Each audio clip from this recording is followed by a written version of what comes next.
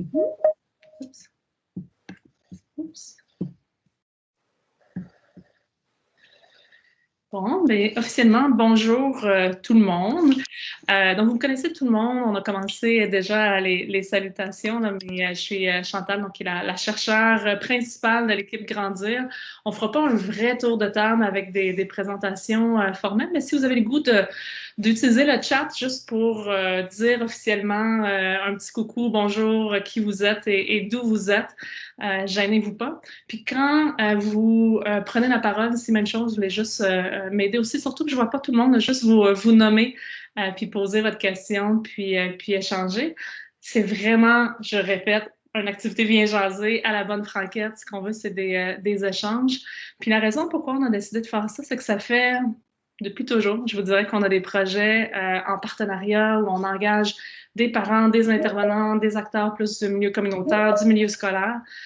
Puis souvent, c'est sur un projet précis. Puis on dit toujours, mais comment est-ce qu'on peut faire pour générer un engagement plus large, puis qui va rester, puis avoir pas juste nous des projets, puis on va chercher des partenaires, mais des partenaires qui viennent nous voir, puis qu'ensemble, on regarde pour avoir des nouvelles idées de projets, mais aussi dire, ben, qu'est-ce qu'on fait avec l'information qu'on a en recherche, puis vraiment pour l'utiliser. Puis c'est un peu comme ça qu'on s'est dit, bon, ben, on est rendu... on a assez de projets, assez de partenaires, on crée un événement qu'on a décidé d'appeler Viens jaser. Puis le but, c'est qu'on souhaiterait le faire aux 2 fois par année environ. Puis vous allez voir, on a toutes sortes d'autres idées de communication, comment rester engagé au courant de l'année, mais d'avoir 2 événements qui s'appelleront des Viens jaser, si vous pensez que le titre fait du sens à la fin de la journée. Puis de justement échanger ensemble. On va en partie, on a quelques présentations juste pour casser la glace un peu qui on est, qu'est-ce qu'on a en ce moment comme projet, mais vraiment laisser la place aux échanges sur ça fait-tu du sens, ces projets-là? Qu'est-ce que vous en pensez? Avez-vous d'autres idées? Aujourd'hui, surtout aussi, comme c'est la première fois, on a fait un petit panel de perspectives de nos partenaires, on va dire ça comme ça, pour des gens qui travaillent avec nous depuis quelques années ou plus récemment. Comment ils trouvent ça, travailler avec nous, qu'est-ce qu'ils ont fait, qu'est-ce qu'ils aimeraient faire, qu'est-ce qu'ils ont comme suggestion. Fait qu'à la fois centré sur nos projets et nos étant nos, tout le monde ensemble, projet, qu'est-ce qu'on souhaite faire comme activité de recherche, mais aussi comment on souhaite travailler ensemble en termes d'échange, de collaboration, mécanismes formels, informels. Fait que c'est vraiment les 2 grands objectifs là, de la journée. Jeanne puis Élodie, je vais essayer de surveiller un peu le chat, mais si jamais je manque là, des questions ou commentaires, s'il vous plaît, vous m'aidez. Puis vous allez avoir, je te posais ce que je les présente. Jeanne et Élodie vont avoir la chance de vous dire quelques mots dans une seconde, fait qu'ils pourront se présenter en même temps. C'est certainement 2 des piliers de notre équipe là, qui sont nos coordonnateurs de recherche et avec qui plusieurs d'entre vous avez déjà certainement échangé. S'il n'y a pas de questions ou commentaires pour l'instant, ce que je vous propose, c'est que je vous partagerai mon écran. On a fait une toute petite mini présentation et là, je vais être, je verrai plus Jeanne et Élodie. Fait que vraiment, là, s'il y a quoi que ce soit, des mains levées, des commentaires, n'hésitez pas à m'interrompre. En ce moment, si ça fonctionne bien, vous devriez voir mon écran. Oups! Que je devrais remettre au début. Et là, j'aurais besoin que quelqu'un me confirme que vous voyez bien les Oui, diapos. on voit bien. Génial, merci. Donc, le bienvenue informellement est déjà fait. Jade, Élodie, Karen sont 3 des membres de notre groupe, dans le fond, qui ont vraiment travaillé plus étroitement avec moi là, pour préparer la journée. Puis j'ai mis le site web, on va y revenir sur le site web, entre autres, Jade puis Élodie vont vous en parler, puis on aimerait savoir vos suggestions, est-ce qu'on l'utilise bien, est-ce qu'il y a d'autres choses qu'on pourrait faire, mais aussi Facebook, etc. Fait qu'on y revient un petit peu à la fin. Je vous ai déjà expliqué pourquoi nous, on a décidé de faire un Viens jaser. On espère faire d'autres Viens jaser dans le futur. Fait que ça, c'était nos objectifs pour nous aujourd'hui. Puis à la fin de la rencontre, on aimerait ça savoir, ben, nos prochains Viens jaser, est-ce qu'on garde à peu près les mêmes objectifs, c'est-à-dire parler de nos recherches, répondre à vos questions, vous donner l'envie de vous impliquer, mais comment aussi faire naître des idées de projet? Est-ce que c'est toujours les objectifs qu'on devrait garder pour nos activités Viens jaser? Ou peut-être que plus tard, vous allez dire, ben, pour les prochaines, peut-être qu'il y a telle ou telle chose que c'est intéressant de faire. Puis c'est vraiment ce qu'on veut générer là, comme discussion aujourd'hui. Fait que pour ceux qui viennent se joindre à nous, c'est enregistré. Il y a des gens qui auraient aimé ça participer aujourd'hui qui ne pourront pas. Fait qu'on va mettre l'enregistrement sur notre site web puis notre page Facebook. Fait que juste être au courant, donc, si vous prenez la parole, vous assurez que dans le fond, vous êtes à l'aise, que ce que vous dites sera enregistré. Puis si jamais il y a des choses que vous souhaiteriez dire, mais vous ne voulez pas que ce soit les dire en public ou que ce soit enregistré, ben juste à ce moment-là, vous nous enverrez soit dans le chat, il y a une section personnelle aussi, ou juste par courriel, vous allez avoir nos coordonnées. Fait que suite à la rencontre, là, vous pourrez sans problème là, communiquer avec nous. Fait que c'est le plan de la journée. On est à peu près à l'heure, dans le fond, avec l'accueil des participants. On est à 12h10. Fait que je suis pas mal fière de nous en termes de début d'activité puis de gestion de l'horaire. Puis là, on rentrerait dans vraiment notre point sur c'est quoi nos axes de recherche, qui on est, grandir. C'est le fun. Vous êtes certains, vous nous connaissez. D'autres, peut-être un petit peu moins. Fait que vous avez accepté de l'invitation sur l'heure du midi. On est vraiment contents. Mais maintenant, ben, c'est qui ce groupe-là Grandir? Qu'est-ce qu'ils font? C'est pour ça que j'ai une petite présentation, mais je vais départager mon écran dans quelques minutes pour revenir vraiment sur vos commentaires suite à ce début de présentation-là. Puis dans notre deuxième partie, on sera un petit peu plus, fait que début vraiment sur nos projets, puis deuxième partie plus sur le comment travailler ensemble aussi avec un petit mot de conclusion à la fin. Grandir, j'aurais peut-être dû commencer par ça, c'est un acronyme qui veut dire le groupe de recherche axé sur le neurodéveloppement avec un emphase sur les interventions en réadaptation. Fait que par neurodéveloppement, ce qu'on veut dire, c'est vraiment tous les aspects, dans le fond, développemental. On n'est pas un groupe qui travaille au niveau fondamental sur comprendre comment ça se passe, le développement. L'intervention en réadaptation, c'est pas non plus des réadaptations spécialisées toujours quand des enfants qui ont des diagnostics précis particuliers, mais comment est-ce qu'on est capable de soutenir, dans le fond, les enfants et les familles pour optimiser le développement. Fait que c'est vraiment ce qui nous intéresse. Puis, dans notre couleur, je vous dirais sur la gauche de votre écran, travailler en collaboration, c'est probablement une des choses qui nous caractérise. Puis, ce qui fait qu'on avait le goût d'avoir une activité Viens jaser. Mais comme je vous disais, on a des parents partenaires, on a des gens du milieu scolaire, des gens du milieu communautaire, évidemment de la santé, des intervenants, des gestionnaires. Puis, ce qu'on veut, c'est pas juste travailler ensemble pour travailler ensemble, mais c'est vraiment dans l'optique de développer, implanter, puis évaluer des nouveaux services. Puis, si vous regardez à droite, qui vont vraiment être en fonction d'améliorer l'accès aux services pour les enfants qui ont des retards ou qui sont à risque d'avoir des retards de développement. Fait que c'est vraiment cette idée-là, d'approche très globale puis inclusive, avec vraiment une valeur forte au niveau de l'équité. Donc, pour tous les enfants, s'assurer qu'ils ont accès aux services qu'ils ont besoin, qui peuvent être des activités de promotion du développement jusqu'à des activités plus spécialisées de services de réadaptation.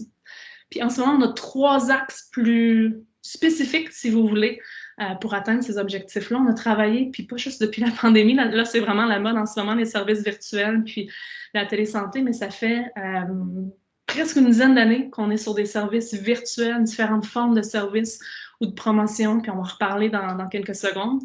La question des interventions précoces, donc toutes les activités pour les 0-5 ans, mais avec un ancrage très communautaire aussi. Dans la littérature, des fois, intervention précoce, c'est après un diagnostic, rapidement, on veut donner des services spécialisés. Nous, on est beaucoup plus une approche de promotion aussi dès qu'il y a des inquiétudes, dans le fond, au niveau du développement, travailler avec nos équipes communautaires aussi, non pas, puis équipe étant très, très large, nos partenaires, pour vraiment stimuler le développement des enfants. Fait que vraiment cette notion-là d'intervention précoce.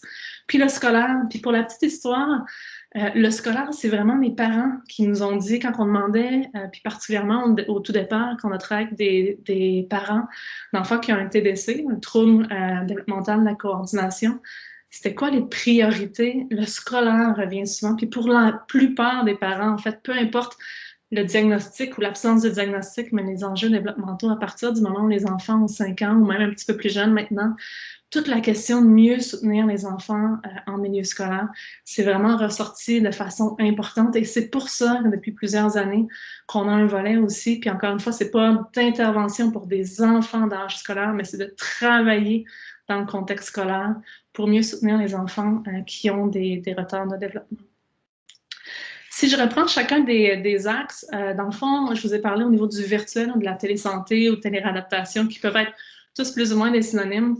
Il y a une dizaine d'années, on a commencé, puis on est encore beaucoup connu pour ça, pour des modules du travail de recherche qu'on a fait, où on a traduit puis développé des modules sur le trouble développemental de la coordination qui sont utilisés pour enseigner aux étudiants dans les universités. Certains sont utilisés dans les centres de réadaptation ou même juste sur le web. Je sais qu'il y a beaucoup de familles qui vont les consulter pour comprendre mieux qu'est-ce que leur enfant a pour ceux qui ont un TDC. Je sais qu'il y a des enseignants qui l'utilisent, il y a des fiches sur ces modules-là. Puis ça, pour nous, ça a été vraiment le début de dire, il y a plein de choses qu'on peut faire en transfert de connaissances, mais avec l'évaluation qu'on a faite, les familles nous ont dit, ben, nous, on aimerait ça être capable de poser des questions, on a besoin de plus d'exemples spécifiques. Et avec le temps, puis ces échanges-là avec les partenaires, on a travaillé avec l'association au départ, là, qui était l'ACEN, l'Association pour les enfants dyspraxiques, qui est devenue Dagobert et compagnie, vraiment sur différentes stratégies pour améliorer, développer une intervention qui a bien marché, qu'on a appris, qu'on a raffiné, qu'on a fait différents tests. Puis maintenant, on a un gros projet qui s'appelle Dessin. Je vous en parle pas plus parce que Jeanne va le faire dans une seconde. Ce projet-là roule en ce moment. Et on a un qu'on a soumis qui s'appelle TIPS. Et même chose, je vous en parle pas plus que ça pour l'instant parce que Karen va le faire dans une seconde. Mais c'est juste pour vous présenter cette image-là de dire, c'est pas nous, TIPS, ça, c'est pas nous qui est arrivé en décidant. Puis TIPS, en fait, pour vous vendre l'acronyme, là, dans le fond, c'est sur de la formation, c'est pour les intervenants en réadaptation pour soutenir l'utilisation de la télésanté. Puis c'est pas nous qui s'est levé un matin ou c'est pas à cause de la pandémie non plus qu'on a dit il faut faire ça. Un peu, mais ça fait longtemps. C'est commencé avec des demandes des parents. Après ça, ça a évolué sur autre chose, avec des associations. Après ça, il y a eu d'autres partenariats avec le CIUS de l'Estrichus pour raffiner, dans le fond, l'intervention, avoir une vision plus largement. Après ça, le projet de dessin, on a eu des partenaires communautaires aussi beaucoup pour le recrutement. Fait que c'est vraiment, l'aspect collaboration est vraiment toujours intégré dans le fond, notre approche de développement de projet. Jeanne, est-ce que je pourrais te laisser expliquer cette diapo aussi et te présenter brièvement en même temps? Certainement. Salut tout le monde. Alors moi, c'est Jade Berbary. Je suis coordonnateur de recherche dans le laboratoire Grandir. Et justement, un des projets que j'ai coordonné ou que je continue à coordonner, c'est notre projet spécifiquement de téléréadaptation dessin. Le projet dessin visait à évaluer l'efficacité d'une intervention de téléréadaptation pour soutenir les familles d'enfants de 3 à 8 ans ayant des difficultés motrices vivant ici au Québec. Essentiellement, ce qu'on a fait, c'est qu'on a recruté 118 participants qu'on a séparés en 2 groupes. Un groupe ayant accès à notre intervention, un autre groupe n'ayant pas accès à cette intervention-là. Et Chantal a mentionné l'importance justement des besoins des familles dans notre approche. Ce qu'on a demandé aux familles, c'est d'identifier leurs besoins en tout début de projet. Et on a suivi l'évolution de ces besoins-là dans le temps, mais également entre les 2 groupes. L'intervention dessin, c'est quoi spécifiquement? Bien, essentiellement, c'est un site web, une plateforme web, auquel les personnes qui avaient accès à l'intervention pouvaient accéder. Sur cette plateforme web-là, il y avait des rencontres en vidéoconférence, des télésessions avec une intervenante, ergo ou physio, selon les besoins de la famille. Lors de ces sessions-là, ben, on travaillait spécifiquement pour cibler les besoins qui avaient été identifiés au début du projet, mais également les besoins qui s'étaient manifestés là, au courant du projet. On leur donnait beaucoup d'accès à des interventions au début, puis par la suite, c'était encore une fois selon les besoins de la famille. Ils exprimaient qu'il y avait besoin d'avoir plus de rencontres avec leur intervenante. En plus des rencontres qu'il y avait sur la plateforme web, il y avait également un forum sur lequel les parents pouvaient échanger entre eux avec leurs intervenants, parler de leurs petites victoires, leurs défaites, les frustrations, ce qui fonctionne pas bien. Une messagerie privée pour poser des questions en privé à leur intervenante et des ressources en ligne, une espèce de répertoire là, de plusieurs informations fiables en lien avec les difficultés motrices, mais également plusieurs autres problématiques qu'on connaissait importantes là, pour ces familles-là. Donc, le projet roule très bien. On arrive pratiquement vers la fin de notre collecte de données. On devrait avoir des résultats pour vous, si on veut être optimiste, là, vers la fin de l'année, début de l'année prochaine. Puis, on aura donc à ce moment-là une bonne idée de à quel point est-ce que l'accès à ce type d'intervention-là a pu aider les familles ou pas. Et comme Chantal l'a mentionné, en travaillant sur ce projet-là, on a pu penser un tout petit peu également à la formation et au soutien que les intervenantes qui donnent ce type de service ont besoin d'avoir. Puis là, c'est Karen qui va en parler. Super. Puis avant de passer la parole à Karen, je vais juste en profiter. On est fort sur les acronymes. Puis là, si vous dites pourquoi dessin, c'est pas un projet de dessin.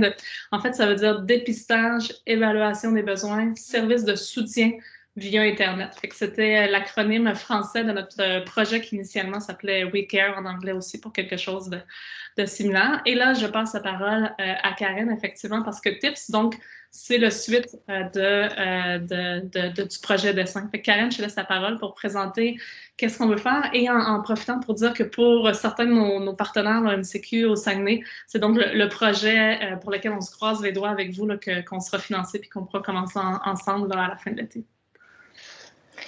Donc, merci Chantal. Puis je pense que c'est vraiment, c'est un projet qui démontre vraiment comment des fois on change de direction en lien avec qu'est-ce qu'on envisage versus qu'est-ce qui est un besoin qui nous est exprimé, puis que vraiment ce groupe-ci n'a pas de problème de changer de direction rapidement. Donc, comme Chantal et Jade ont dit, en effet, le projet TIPS, qui est un acronyme anglais, qui est Training, Intervention and Program of Support. On travaille encore l'acronyme français, mais on a soumis sous TIPS, est un projet qui est né du projet dessin. Donc, moi, j'ai plusieurs chapeaux. Donc, je suis intervenante dans le projet dessin. Je suis l'intervenante physio. Et puis, mon postdoc est aussi en lien avec assurer que, ou de voir si l'intervention dessin était qu'on envisageait, finalement on avait écrit pour la demande de fonds, et vraiment qu'est-ce qu'on a fourni aux parents.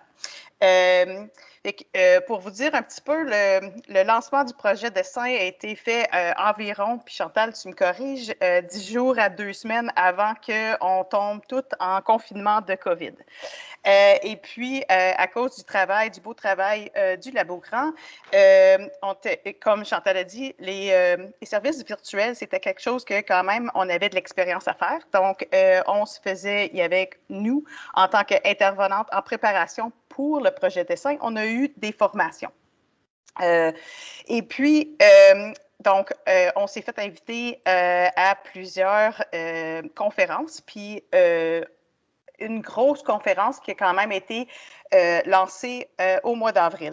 Et puis, à cette conférence-là, on entendait beaucoup les intervenants nous dire que les services virtuels qui devraient maintenant, parce que tout le monde, on n'avait pas le droit de faire de face-à-face en lien avec les services qu'on donnait aux familles, ils se sentaient pas très à l'aise à les donner. Ils savaient le bouton à peser pour avoir la plateforme, etc. Mais en tant qu'être efficace dans l'intervention puis le soutien qu'ils donnaient aux parents, il y avait pas mal de difficultés puis il y avait besoin de formation.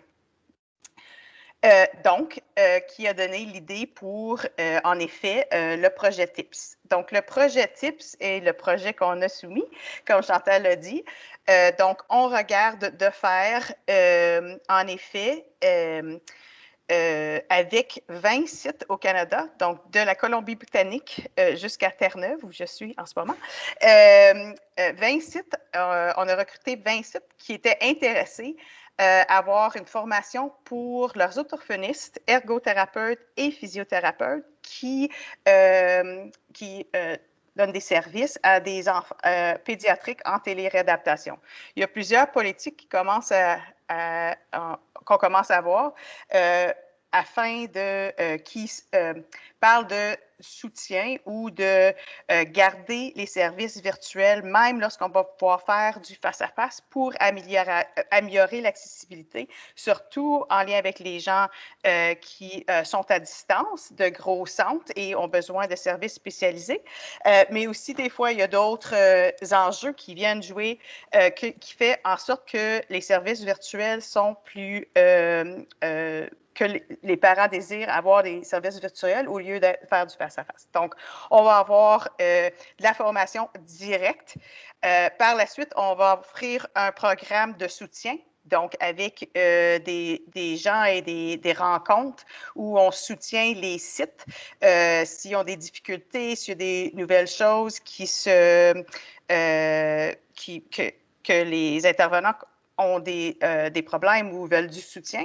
Puis ensuite, on évalue pré et on évalue leur capacité et habileté post. Donc, s'il y avait d'autres choses que tu voulais ajouter, Chantal, vas-y. Mais je pense en gros, ça résume le projet. Puis de la façon qu'on était arrivé à ce projet-là, finalement. Génial, merci Karen. Je vais me permettre juste parce que je sais qu'il y a plusieurs de nos partenaires qui sont ici. Oups, j'espère que j'ai bien arrêté le partage d'écran en lien avec des projets ou un intérêt pour Télésanté pour arrêter en fait mon partage d'écran.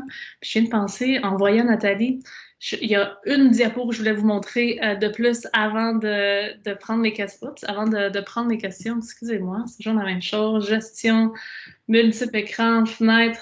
Voilà, fait que c'est nos projets phares en télésanté pour le labo, mais on a quand même plusieurs autres projets reliés. Puis je viens vous donner 3 exemples. Karen en a déjà parlé, en fait, des projets un peu connexes quand même, vraiment pour continuer à regarder, mieux définir les besoins en termes de formation pour préparer notre gros projet type. Ça fait qu'on a un sondage qu'on devrait lancer au courant de l'été, puis plusieurs analyses aussi en lien avec des checklists, si vous voulez, là, pour vraiment dire comment est-ce qu'on dit qu'un intervenant a fait une intervention qui était centrée sur la famille en ligne. Fait que vraiment en train de mieux conceptualiser cette philosophie-là de soins en ligne qu'on souhaiterait être capable de donner en réadaptation. On a d'autres, je fais que ça, c'est le volet vraiment intervenant, mais on a une étudiante aussi à la maîtrise, Rosalie, qui est avec nous, que j'ai vu tout à l'heure, qui s'intéresse vraiment au volet parent. Fait que c'est beau de dire qu'est-ce que les intervenants en pensent, qu'est-ce qu'ils veulent, mais les parents, eux autres, comment ils trouvent ça? Puis c'est une des choses dans la littérature en général. Karine parlait du gros événement en avril passé, qui était un forum international qu'on a contribué à organiser.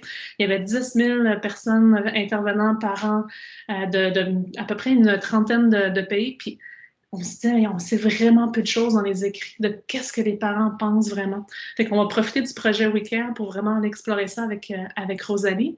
Puis Nathalie a un projet, vous allez dire, c'est vraiment différent, mais c'est toujours cette même expertise-là qu'on a en lien avec l'utilisation de la télésanté, puis vraiment l'idée d'augmenter l'accès puis le soutien pour les familles. Beaucoup plus spécifique comme approche, elle s'intéresse vraiment à tout ce qui est prévention des déformations crâniennes en lien avec torticolis, mais aussi parce que ça a un impact sur le développement de l'enfant. Fait qu'un projet vraiment plus spécifique qui va aussi reprendre cette idée-là de module en ligne continuum de services. Fait que finalement, juste pour dire que si vous avez des idées, intérêts en télésanté, on a en ce moment des gros projets qui roulent, une programmation, mais une expertise aussi qui pourrait être intéressante là, à différents niveaux. Puis d'ailleurs, j'imagine que c'est pas confidentiel, mais on est en discussion un peu avec des gens au niveau de Agerto, en Estrie, à différents autres niveaux aussi. Un groupe à Québec en orthophonie qui font des choses vraiment extraordinaires aussi pour vraiment voir mais comment est-ce qu'on est capable de continuer sur ce volet-là le plus en télésanté. Fait avant de vous parler de nos projets plus scolaires, puis plus communautaires, 0,5 ans intervention précoce, je ne sais pas s'il y en a qui ont des questions ou commentaires pour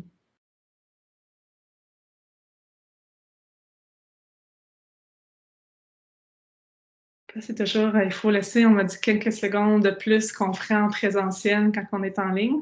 Puis s'il n'y en a pas, c'est correct aussi. Ou s'il y en a qui se développent tranquillement, mais qui viendront plus tard, vous pouvez utiliser soit le chat, lever la main, ou on est encore une fois un groupe très informel, dynamique. Vous ouvrez votre micro et vous criez votre question.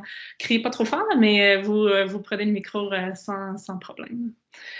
Fait que s'il n'y en a pas, ce que je vais faire, je vais continuer le partage à ce moment-là de qu'est-ce qu'on a d'autre comme projet. Fait que ça, c'est vraiment notre volet. Donc, premier axe, télésanté. Le deuxième que je vous ai introduit, oups, encore, c'est... Est-ce que quelqu'un peut me confirmer si vous voyez bien mon écran? C'est bon. Oui, on la voit. Génial, merci. Donc, télésanté, vous avez une idée de ce qu'on fait. Maintenant, je vous ai dit, oui, mais on s'intéresse aussi, puis on aurait pu commencer peut-être par ça, le communautaire, le 0,5 ans, intervention précoce, d'où c'est parti. On s'intéressait beaucoup, donc oui, aux difficultés, que ce soit une TDC, une trouble développemental de la coordination, ou toutes ces troubles neurodéveloppementaux-là qui, des fois, vont être beaucoup plus difficiles à reconnaître pour toutes sortes de raisons. On est moins formé comme professionnel de la santé, ils passent plus inaperçus pour différentes raisons. Bref, ce qu'on a commencé au tout début, c'est vraiment de dire, ben, les enfants qui sont nés prématurément, ils ont certains suivis néonataux, mais quand ils arrivent après ça, préscolaire, début de la période scolaire, qu'est-ce qui se passe avec eux? Fait qu'on a vraiment travaillé, c'est une question dans le fond de l'équipe de la clinique, dans le fond du CIUS de l'Estrichus. Fait qu'on a travaillé avec eux, puis ça nous a amené à regarder avec qu'est-ce qui se passe avec eux plus tard, puis dans la communauté, qu'est-ce qui existe. Le projet qu'on a appelé P-POP, c'était pour un portrait populationnel. Fait que ça a été un autre projet de dire, ben là, maintenant, dans la communauté, il y a des jeunes qu'on suit à partir du CIUS de l'Estrichus parce qu'ils sont nés prématurément ou il y avait d'autres enjeux à la naissance. Mais tous les jeunes qui sont dans la communauté, eux, ils vont où? Ils sont où? Qu'est-ce qu'ils font? C'est quoi le portrait des enjeux peut-être développementaux de ce côté-là? Fait que c'est là où on a commencé à travailler avec plusieurs partenaires, dont plusieurs sont ici aujourd'hui, pour vraiment essayer de se rassembler. Puis, entre-temps, il y a eu une priorité de certains des partenaires qu'on avait connus. On avait commencé à travailler avec le groupe P-POP pour un intérêt sur mieux documenter le travail des agents de proximité en lien avec des enjeux de pérennisation, de mieux faire reconnaître. Fait qu'il y avait un certain agenda peut-être un peu politique aussi, mais vraiment dire, bien, au niveau de la recherche, on veut documenter ce travail de proximité-là, particulièrement pour les 0,5 ans, donc les familles qui ont des enfants de 0,5 ans. Puis celui-là, c'est un projet qui a été mené par un collègue, mais ça démontre un peu la suite que des fois, on mène des projets, des fois, c'est en collaboration avec d'autres collègues. Puis, entre-temps, ce qui est arrivé, c'est le projet ministériel Agirto que plusieurs d'entre vous connaissez, qui vise le dépistage intervention précoce, qui est une super belle opportunité. Rapidement, on a travaillé avec Catherine, qui est ici aujourd'hui, qui était à l'époque chargée de projet, sur le projet plus d'accompagnement clinique d'un comité de consultation pour le déploiement en Estrie. Puis récemment, il y a eu une opportunité, dans le fond, de recherche pour dire ben, les retombées, comment va se passer l'implantation, puis les retombées, on pourrait le documenter à l'intérieur de la recherche, mais aussi partager puis réfléchir à qu'est-ce qu'on veut, comment on veut qu'Agirto, dans le fond, soit implanté en Estrie. Et c'est un projet qu'on démarre tout juste, qu'on vient d'avoir de financer. Pour celui-là, je laisserai la parole à Élodie pour le présenter. Élodie, est-ce que tu es toujours avec nous? Est-ce que vous m'entendez? Oui. OK, je pense que c'était un petit problème de micro. Donc, enchantée, du coup. Donc, c'est ça, moi, je m'appelle Élodie, puis je suis coordonnatrice de recherche dans l'équipe Grandir, mais aussi, dans le fond, pour le projet Agirto. Puis, juste pour vous faire une petite introduction rapide, justement, sur Agirto, dans le fond, c'est un programme, en fait, qui vise à repérer le plus tôt possible les enfants, en fait, qui ont des enjeux dans leur développement, puis à favoriser l'accès au dépistage pour ces enfants, puis à des interventions précoces pour, en fait, soutenir le développement de leur plein potentiel pour l'entrée à l'école. Puis, comme le montre, en fait, la diaporama que partage Chantal, donc, on a 3 étapes successives qui constituent Agirto. Puis, donc, pour résumer rapidement, dans le fond, la première étape, ça repose sur la surveillance de tous les enfants pour être en mesure de repérer ceux qui vont être le plus dans le besoin. Puis, ensuite, ces enfants-là vont être référés vers un dépistage qui va consister, en fait, en la complétion de plusieurs questionnaires.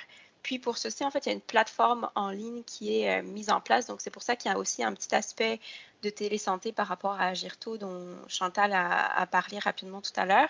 Puis, donc, c'est ça, donc la complétion de questionnaires en ligne par les parents, mais il y a quand même aussi un soutien d'une équipe clinique qui est là pour aider les parents finalement à compléter ces questionnaires en ligne.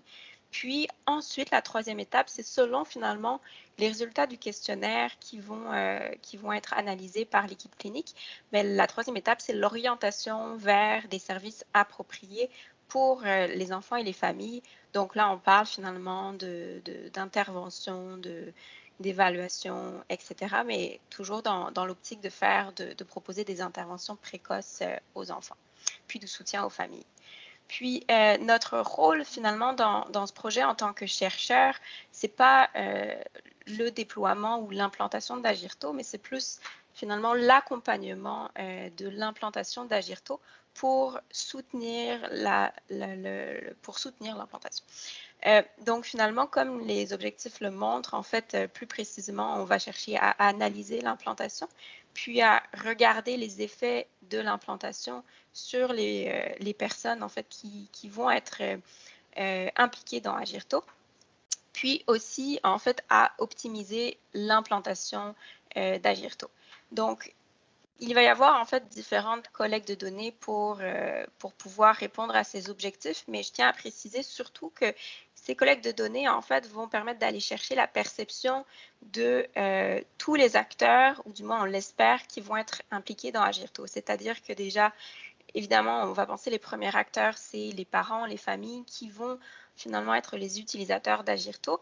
Puis aussi, à côté de ça, on a les intervenants, les gestionnaires ou les professionnels qui pourraient être impliqués dans le processus qu'on vous a montré dans ce processus-là en 3 étapes. Donc, par exemple, ça pourrait être des intervenants qui vont référer les familles vers Agirto, ou des intervenants ou des professionnels qui vont offrir des services suite à l'orientation, en fait, pendant la 3e étape d'Agirto, par exemple. Mais il y a aussi, puis ça a un rapport en fait plus avec le 3e objectif qui est d'optimiser l'implantation d'Agirto, c'est d'accompagner l'équipe clinique qui est responsable, elle, de l'implantation d'Agirto et de favoriser justement, comme je vous disais tout à l'heure, cette implantation-là.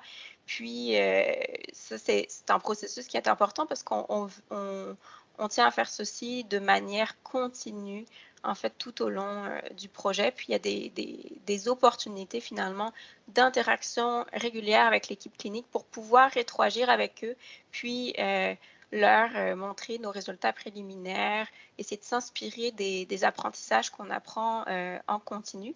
Puis, à travers tout ça, notre équipe, finalement, contient plusieurs comités qui vont avoir des rôles différents, mais dans lesquels, en fait, on a comme un partage des savoirs qui, pour nous, est très important aussi, c'est-à-dire les savoirs expérientiels, donc ceux des parents, par exemple, leur expérience par rapport à Agirto, les savoirs plus professionnels, donc qu'est-ce que les intervenants, les professionnels, les gestionnaires vivent, puis les savoirs académiques, donc par exemple, nous, en tant que chercheurs, qu'est-ce qu'on maîtrise ou quelles sont nos connaissances par rapport à ça. Fait que dans tous ces comités, on essaye d'avoir comme un partage des savoirs équivalents pour pouvoir soit conseiller la recherche ou prendre des décisions dans cette recherche.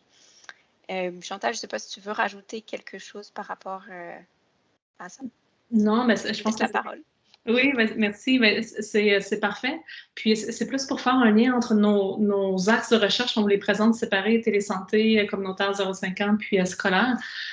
Elodie a déjà parlé avec le dépistage, il y a de la télésanté, il y a une plateforme, mais peut-être pandémie aidant, il y a maintenant, en fait, le ministère de la Santé parle vraiment de télésanté à l'intérieur d'Agirto aussi, pour regarder comment l'orientation vers les services, donc certains services post-dépistage, pourraient, dans le fond, utiliser de la télésanté. Fait que c'est un peu pour ça qu'on a aussi été engagé avec d'autres discussions en parallèle, qui ne sont pas des projets formels en ce moment. Ça, c'est notre projet financé, celui avec lequel on travaille en Estrie, mais il y a d'autres collaborations qui pourraient être peut-être un peu plus provinciales et concerner donc à la fois Agirto dans notre axe 0,50, mais aussi, dans le fond, le volet télésanté. Puis j'ai remis le projet de Nathalie, qui est notre étudiante de doctorat qu'on parlait tout à l'heure sur la prévention des déformations crâniennes, parce qu'elle s'intéresse aux tout petits, c'est-à-dire vraiment à la naissance, qu'est-ce qu'on devrait donner comme information aux parents, comment les accompagner, mais via donc un volet là, plus télésanté. Fait que c'est à la fois, elle couvre les deux de nos axes de recherche. Pour vous donner d'autres exemples aussi, on a Gabrielle qui est aussi présente aujourd'hui, qui s'intéresse vraiment au rôle des professionnels non éducateurs en milieu de garde. Fait qu'on vous parlait de projets en partenariat avec des différents acteurs dans la communauté. Gabrielle, elle s'intéresse vraiment plus particulièrement au milieu de garde, puis comment est-ce que quand on dit des professionnels non éducateurs, ce qu'on veut dire, c'est des ergothérapeutes, par exemple, comme Gabrielle, ou d'autres professionnels de la réadaptation, des gens qui ont une expertise sur le développement des enfants, puis qui pourraient travailler, dans le fond, en collaboration avec les milieux de garde pour favoriser donc à la fois la surveillance, le repérage, la promotion du développement, le dépistage aussi, puis de l'intervention, dans le fond, pour des jeunes. Fait que Gabriel s'intéresse à dire, ben, qu'est-ce qui se fait en ce moment, puis peut-être qu'est-ce qui devrait se faire, c'est quoi la vision souhaitée des différents acteurs. Fait que vous voyez que c'est aussi très ancré avec des différentes politiques, même ministérielles aussi, au niveau du ministère de la Famille, notamment des changements récents dans les milieux de garde. Fait que c'est un des exemples de projets aussi dans notre volet qu'on appelle plus communautaire 0-5 ans. Puis le dernier que je vais vous parler, c'est pas un projet étudiant, c'est un projet que notre équipe, on a développé en collaboration avec des partenaires de Sherbrooke, mais qui en ce moment sont dans le Nord, au Nunavik. Puis il y a eu en parallèle un appel du ministère de la Famille sur le soutien communautaire familial en milieu inuit, donc au Nunavik plus particulièrement. Puis ça nous a interpellés, ça nous interpellait depuis longtemps, puis ça continue de nous préoccuper. Quand je vous disais, pour nous, l'équité, c'est une valeur importante. Tout dans le projet, on essaie de les faire pour rejoindre tous les enfants, mais on sait que ces projets-là universels, souvent, vont rejoindre souvent plus certains enfants, puis moins d'autres enfants. Puis pour nous, d'avoir des projets peut-être qui auront des composantes ou des projets exclusivement focusés sur des clientèles ou des populations qui peuvent avoir des caractéristiques particulières, des besoins particuliers, vivre différentes situations, c'était vraiment un désir depuis longtemps. On parle beaucoup de santé autochtone dans les médias en ce moment. Pour nous, c'était vraiment un souhait. Fait c'est notre premier projet spécifique plus auprès de communautés autochtones. Puis, donc, encore une fois, c'est un travail en partenariat avec des partenaires Nunavik, mais aussi ministériels, dans ce cas-ci, le ministère de la Famille, pour vraiment mieux comprendre le soutien communautaire familial.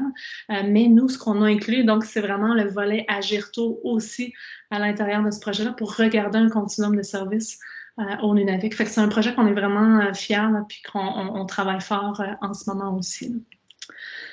Si vous me permettez, je vous parlerai tout de suite de notre troisième axe avant de regarder s'il y a des nouvelles questions. Donc, on a fait télésanté, on a fait plus qu'intervention précoce ou communautaire, plus pour nos 0-5 ans, puis scolaire, on va souvent dire 5-12 ans. Je vous ai déjà brièvement expliqué d'où ça partait des discussions avec des familles. On a travaillé, c'était aussi un appel à ce moment-là du ministère de l'Éducation qui, quand je dis des appels, en fait, ce que ça veut dire, c'est que il y a des fois des appels de projets qui sont ouverts, c'est-à-dire qu'on peut soumettre n'importe quel projet qu'on veut. Puis il y en a d'autres qui sont plus ciblés sur des thématiques particulières. Donc il y avait, des fois on fait les deux, mais dans ce cas-ci, meilleure pratique organisation à HTA, c'est le ministère de l'Éducation qui voulait avoir de l'information pour synthétiser les connaissances qu'on avait. Fait qu'on a soumis, ça a été notre première étape.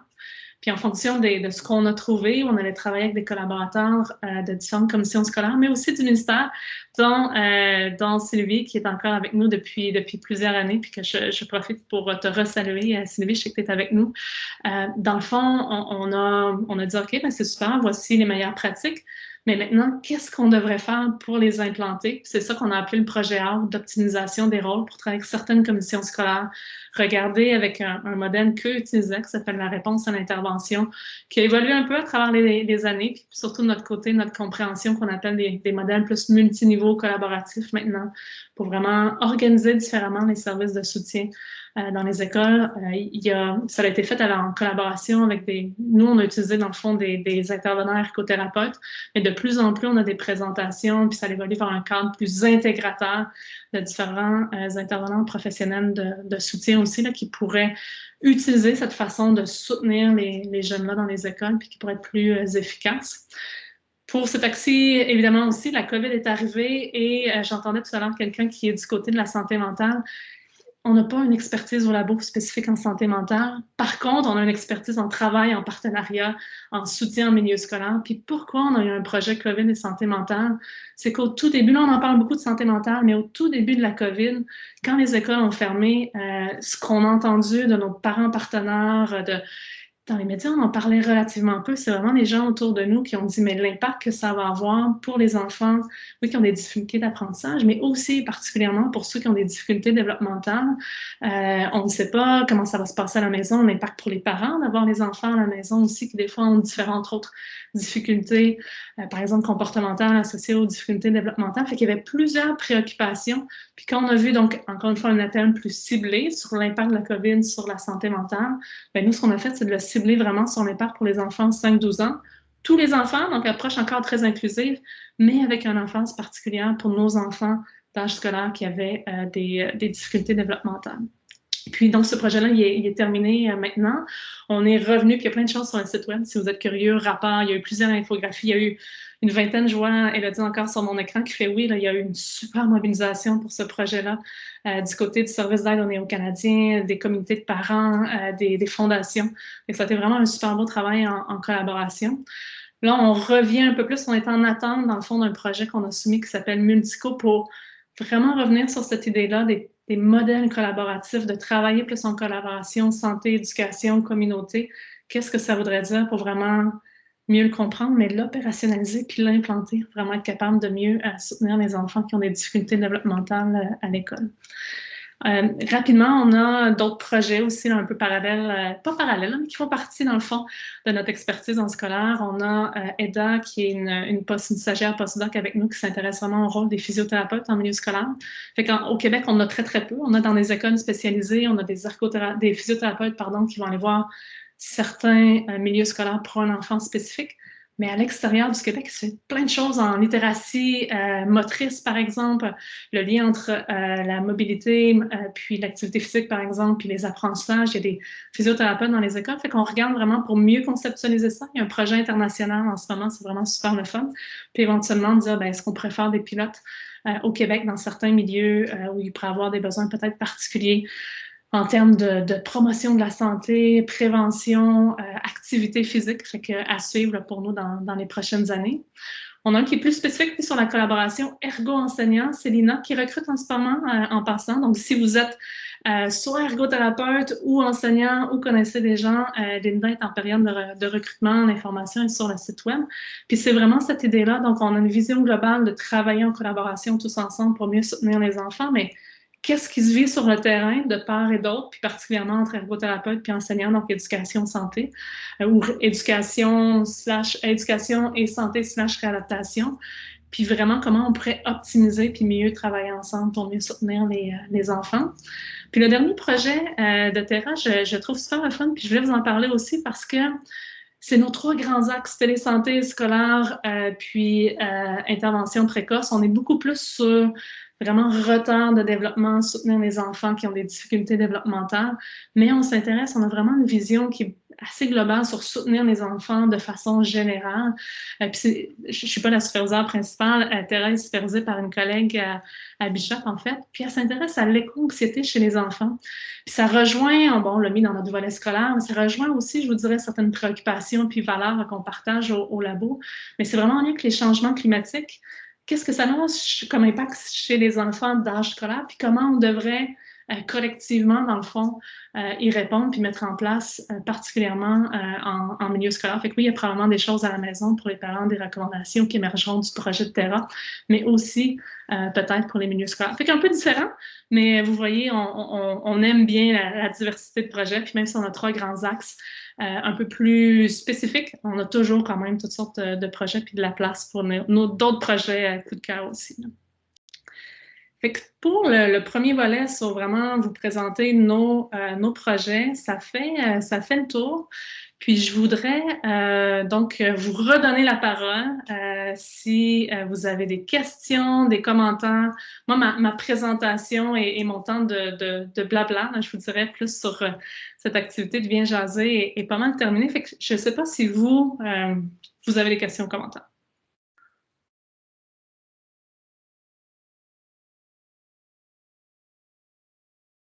Ou des idées de projet? Comment vous trouvez ça?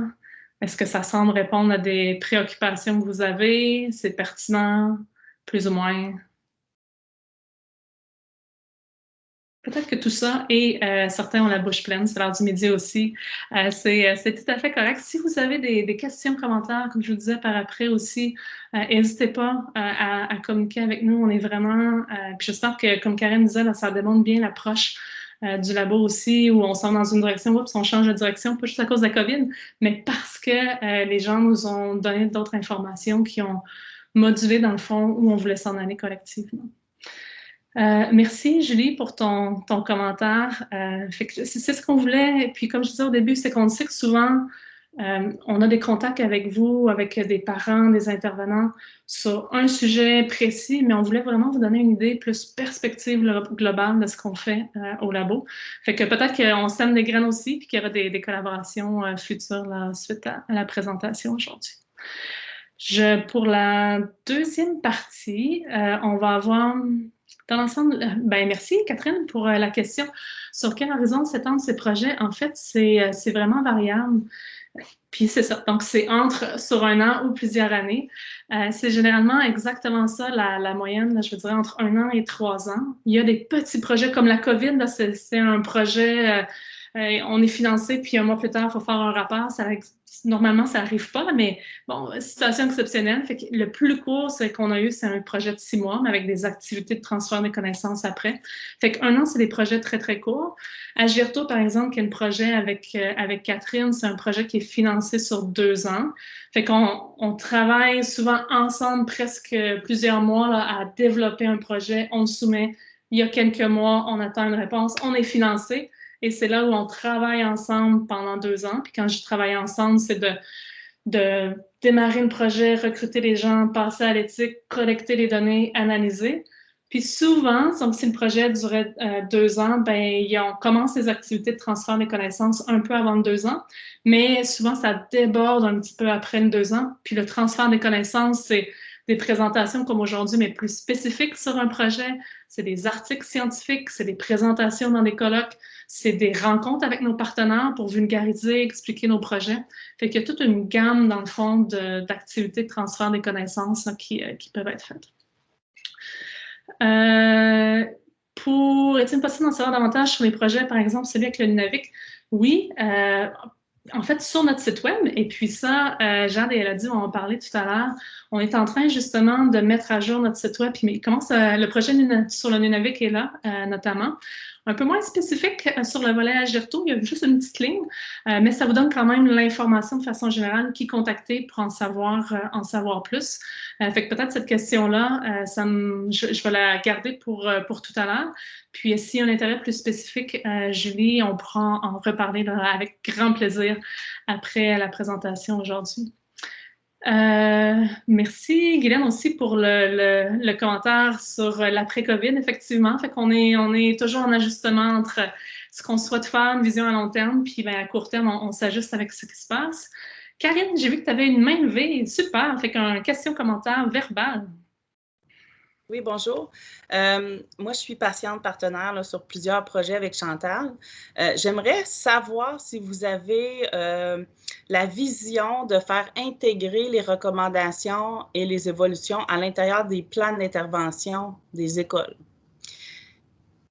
Oui, écoute, je sais qu'il y a plein de choses derrière ta question, Karine, mais je ne sais pas ce que tu veux préciser un petit peu plus avant que je réponde. Je sais que... En fait, moi, c'est parce que j'ai eu une rencontre pour le plan d'intervention de mon garçon cette semaine et j'ai appris que le détail de ce que l'enfant avait besoin ou recevait n'était pas mis parce qu'ils ne veulent pas, finalement, taguer des ressources. Ils ne veulent pas mettre des choses qui pourraient impliquer des ressources qu'ils n'ont pas ou peut-être qu'ils n'auraient pas. Donc, finalement, ce qui est fait et fonctionne n'est pas détaillé. Ce qu'ils ont besoin n'est pas détaillé. C'est très flou. Donc, moi, je me disais, c'est un outil qui est révisé, mais je me demandais de la pertinence quand, dans le fond, ce n'est pas vraiment les besoins de l'enfant, mais c'est des objectifs réalisables par l'école. Je me disais, il y a comme un conflit d'intérêts entre la réalisation du plan d'intervention qui est écrit finalement par quelqu'un qui gère les ressources ou qui connaît les ressources qu'il n'y a pas. Donc, tu sais, je me demandais démocratiser le plan d'intervention. Je pense que ça serait une étape qui permettrait de débloquer, tu sais, finalement, être capable d'avoir le détail de ce qui est vraiment requis pour l'enfant et non en fonction des ressources.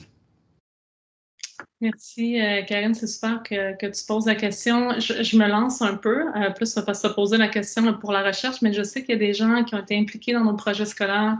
Il y a des gens des commissions scolaires et du ministère qui sont avec nous. Fait que s'il y en a qui veulent ajouter, n'hésitez pas. Je vous dirais, ça va me permettre aussi de vous parler une des limites peut-être de la recherche, c'est-à-dire que nous, on est toujours en processus, par exemple, Élodie parlait d'accompagnement, fait qu'on peut accompagner des partenaires scolaires, cliniques, etc., mais c'est pas nous qui faisons sur le terrain. Par contre, on a un pouvoir d'influence qui est quand même pas négligeable, que ce soit au niveau des écoles spécifiques, des profs, au niveau du gouvernement, au niveau des politiques. La question spécifique là, des plans d'intervention, pour nous, c'est vraiment, on n'a pas un projet qui est spécifique sur les plans d'intervention, mais c'est tellement un bel exemple de collaboration.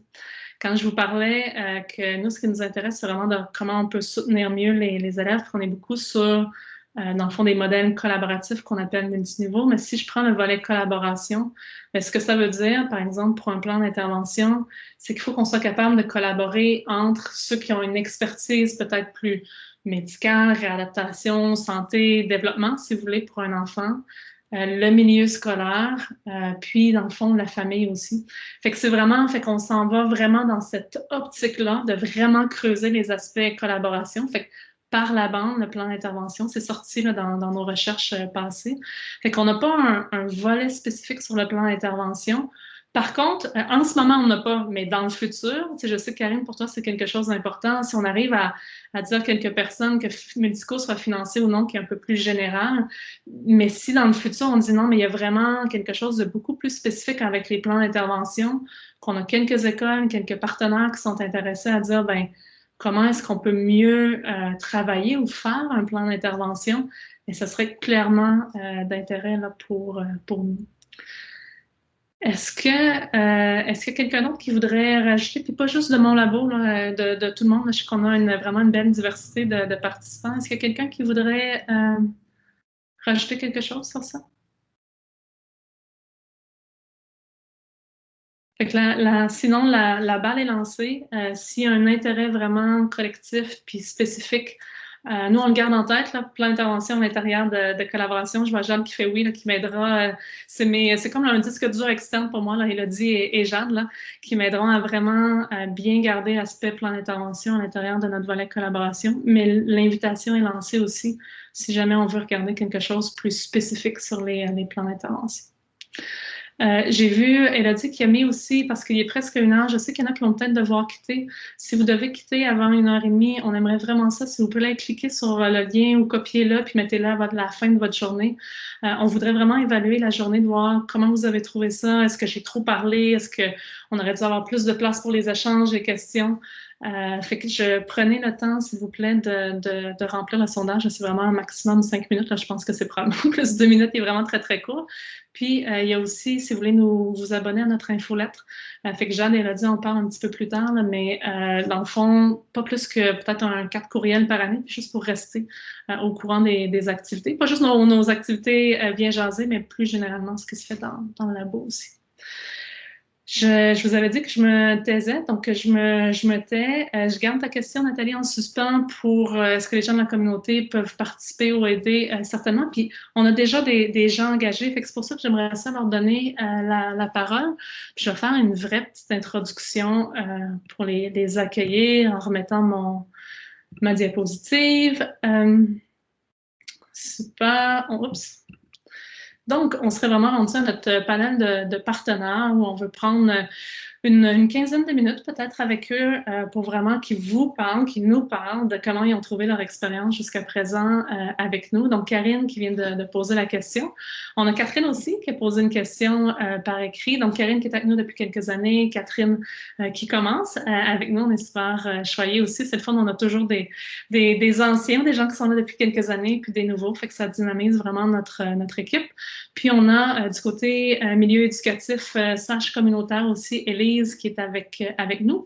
Et du côté de la santé, Catherine et Claire-Marie. Claire-Marie ayant un double rôle aussi avec l'UPLSS, du côté, dans le fond, plus de l'Institut universitaire de première ligne santé services sociaux, vraiment du côté recherche.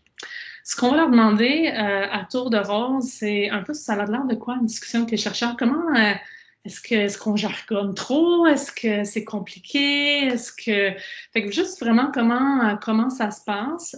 S'ils peuvent nous parler un petit peu aussi de ce qu'ils ont fait avec nous à date, est-ce que c'est participer à des rencontres, réviser des sondages, nous poser des questions? Puis, dans le fond, à quoi ça sert? Pourquoi ils ont le goût de travailler avec nous? Puis, qu'est-ce qu'ils voient comme retombée, dans le fond, pour la société en général? Fait que je veux pas mettre personne sur la sellette, puis en même temps, je le fais toujours un petit peu. Je sais pas, fait que je vais poser la question, est-ce qu'il y a quelqu'un qui veut casser la glace parmi vous 5? Puis sinon, ben, je me donnerai le droit à ce moment-là de vous pointer. Est-ce qu'on pourrait juste remettre les 3 questions dans la discussion? Ce serait super aidant. Oui, oui, je vais faire ça. Oups. Voyons. Puis en fait, vous pouvez aussi parler de tout autre sujet connexe qui vous intéresse. Si ce n'est pas ces 3 choses-là, c'est tout à fait correct pour nous. Là, ça vous a mis des grosses questions, mais voilà, ils sont en mode accessibilité. Mais dans le fond, ce qu'on voudrait juste savoir, puis Claire-Marie, tu as un chapeau peut-être un peu différent. Je ne sais pas si tu veux qu'on commence par toi. Comme tu es à l'UPLSSS, qu'est-ce que tu fais avec nous? Pourquoi tu nous connectes avec d'autres gens? Comment ça se passe, travailler avec des chercheurs pour toi? Travailler avec des chercheurs, ben, je te dirais que c'est l'arrimage qui définit le mieux mon emploi. En tant que coordonnatrice d'un institut de première ligne, on fait de la recherche, on fait du transfert de connaissances, puis on accompagne les milieux. Donc, ça veut dire essayer d'arrimer les besoins du terrain, que ce soit des gens du communautaire ou des directions cliniques du CIUS, avec les expertises des chercheurs affiliés chez nous, pour réussir à faire fitter des expertises de recherche puis des besoins actuels pour développer ensemble. À quoi ça ressemble une discussion avec des chercheurs? Moi, je serais plutôt, je vais dévier un peu de la question. À quoi ça ressemble quand on essaye de faire parler ensemble les gens du terrain puis les chercheurs avec qui on travaille? On essaye de faire des arrimages, puis de plus en plus, les gens du CIUS commencent à nous connaître un peu plus, donc se tournent vers nous en disant « vous n'auriez pas un chercheur avec cette expertise-là ou qui serait disponible pour nous donner un coup de main pour telle ou telle chose. » C'est intéressant, mais des fois, on voit un décalage. Récemment, il y a quelqu'un d'une direction clinique qui nous a interpellés. Je fais le lien avec un de nos chercheurs. Ça faisait un fit parfait. On commence à parler. Puis moi, je mets les pieds dans le plat. Je dis, au fait, vous avez un budget? Et la personne du CIUS dit, très innocemment, dit, oh mon Dieu, ça prend de l'argent pour faire de la recherche. Fait que je te dirais que discuter avec les chercheurs et avec les partenaires, ça prend... c'est quoi? Ça a l'air de quoi? Ben, ça a l'air de... Pour moi, c'est surtout mettre deux réalités en face l'une de l'autre avec des gens qui sont pas dans les mêmes sphères. Puis des fois, les chercheurs comprennent peut-être un peu moins bien la réalité du terrain, mais des fois, c'est le terrain qui comprend peut-être un peu moins bien la réalité du côté recherche. Puis on n'a pas forcément les mêmes rythmes non plus. Le rythme de la recherche, le rythme en clinique. Fait que ma réponse pour cette première question-là, ce serait ça. C'est un peu à côté, hein, désolée, mais moi, j'ai comme un chapeau un peu entre deux chaises. Absolument. Puis c'est parfait, ça casse la glace aussi. Moi, j'aurais presque le goût de dire ce que je comprends, c'est que c'est presque des habiletés de communication interculturelle. Il faut avoir le goût de parler avec des gens qui ont une lunette, une vision un peu différente, puis avoir le goût de s'engager dans ce partenariat-là pour échanger puis trouver des solutions communes aussi. Super, merci Claire-Marie. Puis je voyais tout à l'heure, je pense que c'est toi, Catherine, qui avait levé la main. Je ne sais pas si... je veux pas... Je me semble que j'ai vu une main levée puis qui a rebaissé. Ou Karine? Catherine. Oui. Tout le monde m'appelle Catherine. Karine en premier, Catherine en deuxième. Il y a une Catherine, là, excuse-moi, je ne la vois pas. Moi, elle est juste au-dessus de toi, mais je ne peux pas te dire sur ton écran. Donc, je peux dire mon expérience. En fait, moi, je suis vraiment du domaine de la recherche. Donc, je suis coordonnatrice scientifique. J'ai été coordonnatrice scientifique pendant 10 ans là, à l'Axe Cancer du Centre de recherche du CHU. Maintenant, je coordonne l'Institut Cancer. Mais fait que je connais beaucoup le domaine de la recherche, mais je connaissais absolument rien du domaine de recherche de Chantal. Là. Donc, tu sais, moi, les études qualitatives, quantitatives, c'était quelque chose que je connaissais pas. Fait que pour moi, je te dirais, je me suis quand même retrouvée dans un domaine plus difficile à comprendre. Tu sais, je comprends la vision des chercheurs, leur besoin de faire la recherche, mais je me suis retrouvée cette fois-ci du côté tu sais, du parent partenaire où j'ai une expérience terrain, puis des fois, tu sais, je trouve quand même que c'est important de partager notre expérience parce que finalement, tu sais, c'est pas nécessairement ce que le chercheur s'imagine quand on est vraiment du côté où on reçoit les services, là. Donc, ça, pour moi, ça a été un petit peu plus difficile là, de voir la différence de réalité entre ce qu'on pense, ce qui se passe sur le terrain et ce qui se passe vraiment. Parce que je pense que dans les projets de recherche, quand les gens collaborent avec un chercheur ou dans un projet, c'est les gens qui sont motivés, c'est ceux-là qui veulent faire avancer les choses. Mais nous, en tant que parents, quand on est dans le milieu scolaire, c'est un autre milieu, c'est un autre service qu'on reçoit. Donc, tu sais, pour moi, c'était un peu ça que j'ai trouvé difficile. Puis aussi, là, je suggérais à tous ceux qui ont des parents partenaires de réduire les acronymes. Parce que même quand on a une expérience en recherche, c'est difficile à suivre. Donc, ce que je propose, on a tendance à utiliser des acronymes, mais ça peut devenir facilement mêlant. C'était mes 2 points. Merci, super important, Karine. Puis pour nous, c'est vraiment. Karine, oui, c'est ça, j'ai tout dit. Catherine, Karine, je t'ai vu relever la main. Karine, veux-tu. C'est bon. Mais fait que ça rejoint un petit peu Claire-Marie, je pense aussi au niveau de bien se comprendre, puis bien comprendre les réalités de l'autre. Puis le point un des points que Karine fait, pour nous, c'est super important. C'est pour ça qu'on voulait que vous soyez là. C'est pour ça qu'on veut que vous continuiez d'être là, parce qu'on a besoin de vous entendre pour rester arrimés. On n'est pas sur le terrain, on n'est pas dans vos souliers. On fait de la recherche avec une vision commune, mais pour avoir une vision commune qui est vraiment inclusive, il faut que ça représente tout le monde puis qu'il y ait des gens qui aient différentes perspectives autour de la table. C'est pour ça, pour nous, que c'est aussi important, même s'il y a toutes sortes d'adaptations de part et d'autre au niveau du langage, les orales, les communications, jusqu'où on peut aller en recherche. Il faut des sous, il ne faut pas de sous, il faut des étudiants. Puis tout ça, ça fait partie du processus qu'on souhaite faire ensemble. Merci, Karine. Catherine?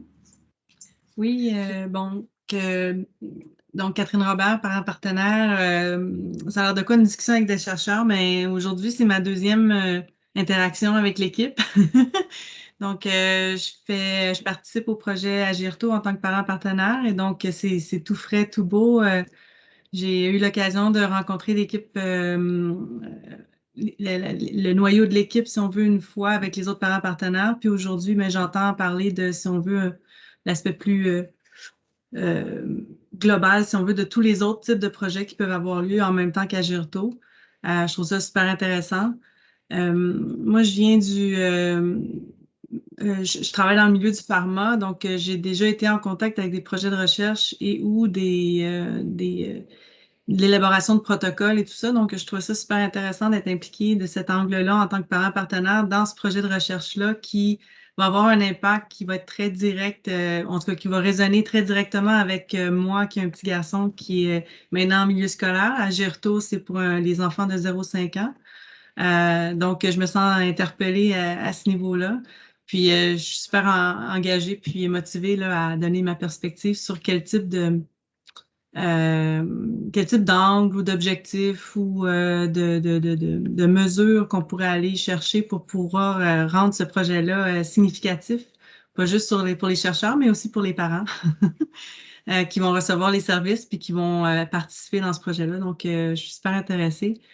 Qu'est-ce qu'on va faire ou qu'est-ce qu'on va faire ensemble? C'est ça. Le projet Agirto, je pense que c'est de monter ensemble les outils pour recueillir les données qui vont permettre d'aller chercher ces signaux-là puis prendre le pouls sur le terrain de comment se passent les choses, puis pouvoir après ça en faire des conclusions puis des recommandations auprès des partenaires de recherche puis des intervenants. En tout cas, c'est ce que je comprends du projet.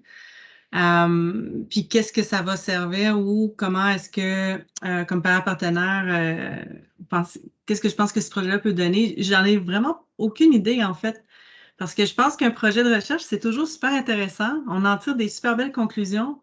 Après ça, qu'est-ce qu'on en fait? C'est un peu peut-être là où je vais être intéressée de comprendre, ça va-tu devenir une publication qui va se rajouter à la fin d'une référence d'un autre projet ou est-ce que ça va être quelque chose qui va vraiment influencer la façon dont les services vont vraiment s'organiser ou se réorganiser pour répondre ou pour faire écho aux recommandations de ce projet-là. Alors ça, je vais être super intéressée de voir si vraiment on va avoir eu une influence ou un impact sur la vie de tous les jours, puis la vraie, la vraie réalité, si on veut, parents qui voient leur petit bonhomme là, se développer, mais peut-être pas pareil comme les autres. Puis j'ai une liste d'attente. 3 ans plus tard, je vais savoir peut-être qu'est-ce qu'il y en est. Moi, c'est dans ce sens-là que je me dis ça vaut la peine de les attraper, ces petits poux-là, puis leur donner le support qu'ils ont besoin en attendant qu'on puisse mettre un nom sur ce qu'ils vivent. Là. Génial, merci Catherine. Puis j'aurais le goût de te dire ou de t'inviter à être notre chien de garde, c'est probablement pas le bon terme, là, mais en tout cas à nous challenger, à nous pousser. On a clairement une vision de transfert de connaissances dans le labo. Pour nous, c'est une valeur, c'est important.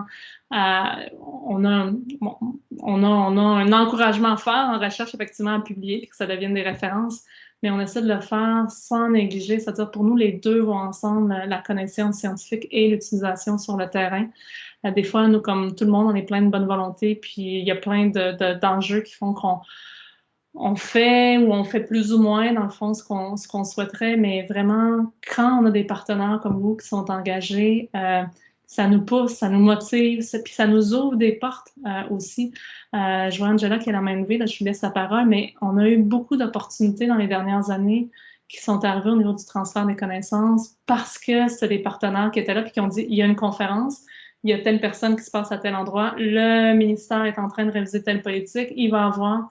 Puis ça, c'est vrai que ça change des fois, ça change avec du temps. C'est pas le lendemain matin qu'il y a des changements dans la classe pour un jeune particulier, mais ça contribue quand même à changer vers où on s'en va comme société.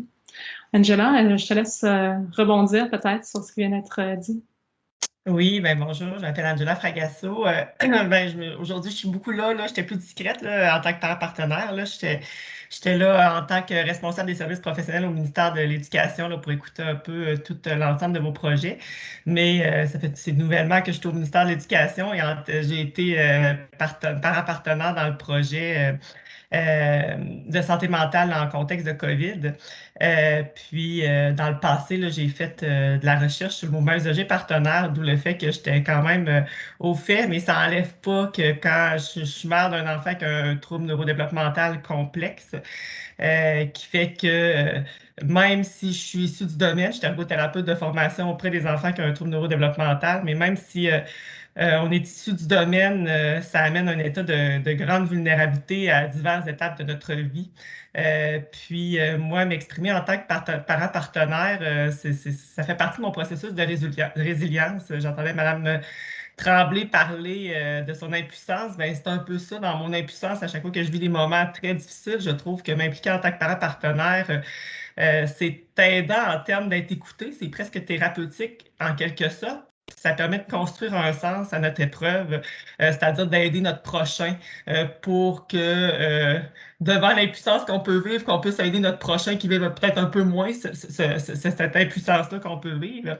Fait que je voulais juste souligner à quel point l'équipe a été vraiment... vous êtes je trouve ça très dynamique de travailler avec vous. Puis pour moi, ça a été très constructif là, de travailler en contexte COVID parce que moi, mon fils, il va bientôt en secondaire 1, donc il est quand même plus âgé.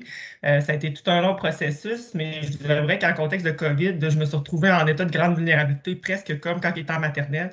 J'ai été un peu chamboulée qu'on me laisse comme travailleur essentiel, mon conjoint et moi, avec les 2 enfants, en perdant tout notre réseau de soutien. Je ne comprenais pas ce qu'on me demandait de faire. Fait que j'ai vécu vraiment une grande détresse à la première vague, ce qui fait qu'à m'impliquer dans Multico, ça m'a fait du bien. Puis, tu sais, on voit l'impact de la recherche, c'est que là, présentement, la santé mentale, les proches aidants, même dans la 3e vague, il y avait un peu plus d'ouverture à ce que le réseau de soutien s'implique. Fait que ça montre que le pouvoir d'influence, on peut graduellement contribuer à changer les choses. Fait que voilà, fait que je voulais juste témoigner que c'est vraiment agréable de travailler avec vous. C'est vrai que je peux comprendre que Mme Tremblay, des fois, de suivre dans les acronymes, moi, j'ai l'avantage de connaître un peu plus le réseau, là. Mais voilà, c'était mon petit volet de témoignage à ma participation là, que j'ai bien aimé auprès de l'équipe. Merci, Angela, là, pour le partage, puis aussi d'avoir parlé de tes 2 chapeaux. On a toujours 2 ou 3 ou 4 chapeaux, je pense, à chaque fois qu'on fait n'importe quoi, et incluant des projets de recherche aussi, là.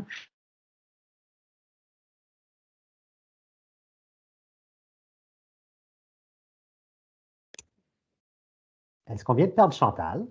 Je pense qu'on l'a perdu. Je pense que oui, hein? Chantal a disparu d'un coup. C'est jamais une bonne nouvelle, ça. On a perdu notre animatrice principale. Oui, c'est ça, c'est problématique. Ça ne se passe pas d'habitude dans notre laboratoire. Elle est toujours disponible, Chantal. Donc, je suis sûr qu'elle va revenir sous peu. Je pense qu'il y avait Élise que j'ai vue. Ouais. Bonjour. Alors, puisqu'on était dans les acronymes, moi, je travaille pour le projet partenaire pour la réussite éducative en Estrie. Donc, ce qui m'a amené à travailler avec l'équipe, c'est vraiment parce qu'on avait des objectifs et une mission commune, la mission du projet PRÉ, le PRÉ. C'est de contribuer à favoriser la persévérance scolaire, la réussite éducative des jeunes, mais par la mobilisation d'acteurs des différents milieux, puis par le développement d'initiatives concertées. Donc, c'est sûr que travailler avec des gens de la recherche, ça nous permet d'être plus cohérents, d'observer les fenêtres d'opportunité. Moi, je côtoie souvent des partenaires du milieu qui vivent toutes sortes de contraintes, d'enjeux, qui ont des problématiques. Et quand je sais qu'un partenaire a déployé une recherche sur quelque chose, bien, je peux mieux les guider vers ce genre d'initiative-là. Donc, pour moi, c'est une vraie opportunité de travailler en cohérence, puis aussi de fournir aux partenaires vraiment des outils, des données qui sont appuyées par la recherche, qui ne sont pas nécessairement, qui viennent d'ici et là, et de la croyance populaire. Donc, pour moi, c'est vraiment très intéressant. Donc, on a une mission de mobiliser en commun, sensibiliser, mais dans l'accompagnement des gens, ben, tout l'outillage que je peux venir chercher en faisant partie de l'équipe, en étant au moins au courant de ce qui se passe, ben, c'est très aidant. Super, merci Élise. Puis je pense que c'est un bel exemple aussi, le projet de santé mentale qu'on vous disait avec la COVID qui a été terminé. Quand tu disais, Élise, justement, de voir ce qui se passait, puis Catherine, tu parlais de transfert de connaissances, puis après, qu'est-ce qui se passe? Puis Angela a dit oui, mais il y a aussi, des fois, on a des impacts à plus long terme, puis pour la santé mentale, il y a plein de choses qui ont bougé. Je pense que c'est un exemple de super belle collaboration. Puis là, Élodie et Élise, corrigez-moi si je me trompe, parce que j'ai pas été dans toutes les étapes, mais il y a eu une activité vraiment spécifique avec le groupe d'Élise par rapport aux recommandations du rapport. Je te regarde, Élodie, fais-moi signe que oui. Il y a eu un suivi, si je ne me trompe pas. Ben, il y a eu des suivis, oui, il y a eu des documents écrits, des livrables qui ont été produits, oui. Mais une activité particulière avec Élise, ça, je suis moins certaine. Par exemple, Élise, rappelle-moi, mais je ne crois pas qu'on a fait une activité spécifique avec toi, autre que peut-être une sorte d'infolettre. Oui, OK. Là, t'es sur mute. Parce que le non-verbal était où? Infolette, mais beaucoup de concertation, de liens avec le milieu. Puis, comme mon domaine à moi, c'est plus particulièrement la littératie, pauvre Élodie est pognée avec moi parce que ça s'est super bien passé. De rapport, etc., j'essaie tout le temps de formuler le plus simplement possible, faire en sorte que les partenaires puissent avoir l'information claire. Vraiment, c'est un des... Mais en fait, la bataille que j'ai, c'est travailler avec les parents qui sont faibles lecteurs. Donc, c'est une espèce de dada. Pauvre Élodie, elle me supporte avec une grande gentillesse et un beau sourire. mais en fait, c'est super apprécié puisque tu dis c'est important dans le sens où il y a des personnes qui nous aident aussi pour nous rendre plus compréhensibles par la population que vous ciblez, puis qu'on veut cibler, à laquelle on veut parler, puis à laquelle on veut se faire comprendre. Fait que de vous avoir, en fait, au contraire, c'est comme une grande aide pour moi. Fait que je le supporte avec plaisir. On le supporte avec plaisir.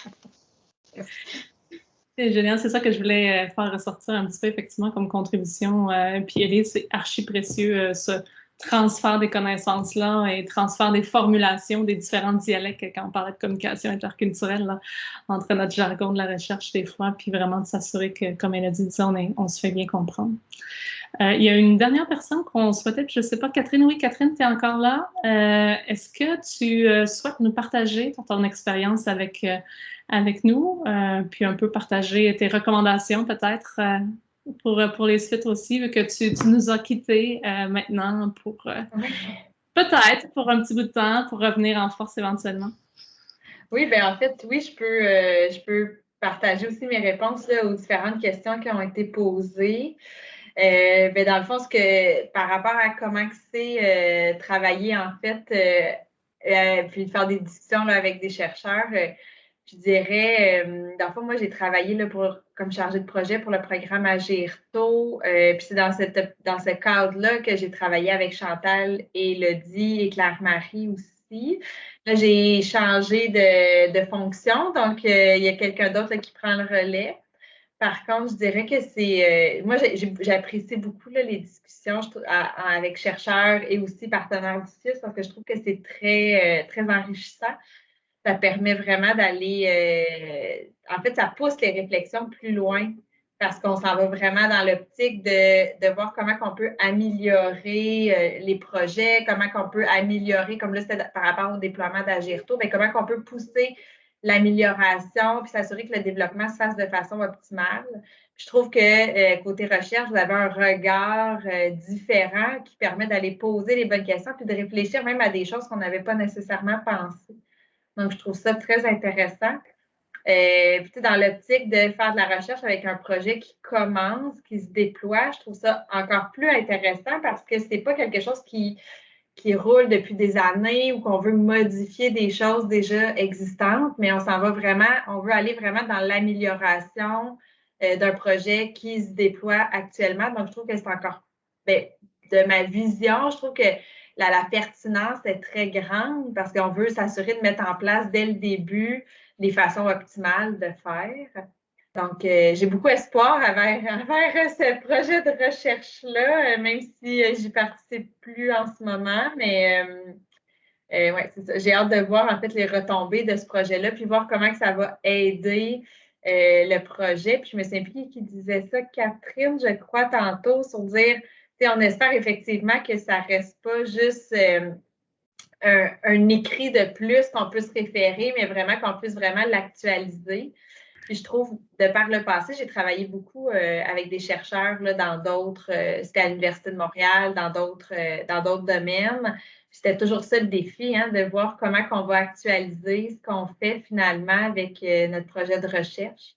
Je trouve qu'avec Agirto, le fait justement que le projet ait lieu en même temps que le déploiement, j'ai l'impression que ça va aider, en fait. Puis, en tout cas, j'espère que les retombées vont être grandes.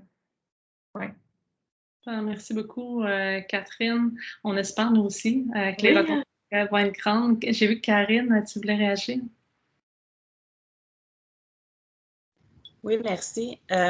Moi, ce que j'ai remarqué, c'est des fois, je trouve qu'on perd l'importance du développement optimal, en fait, du plein potentiel d'un enfant.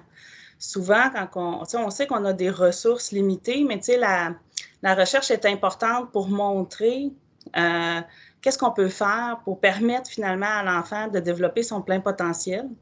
Se sortir un peu des difficultés du terrain, du fait qu'on n'a pas les ressources à attribuer aux enfants, mais dans le fond, sur le terrain, ce qu'on voit, c'est beaucoup l'échec scolaire qui va décider si l'enfant va avoir des ressources ou pas.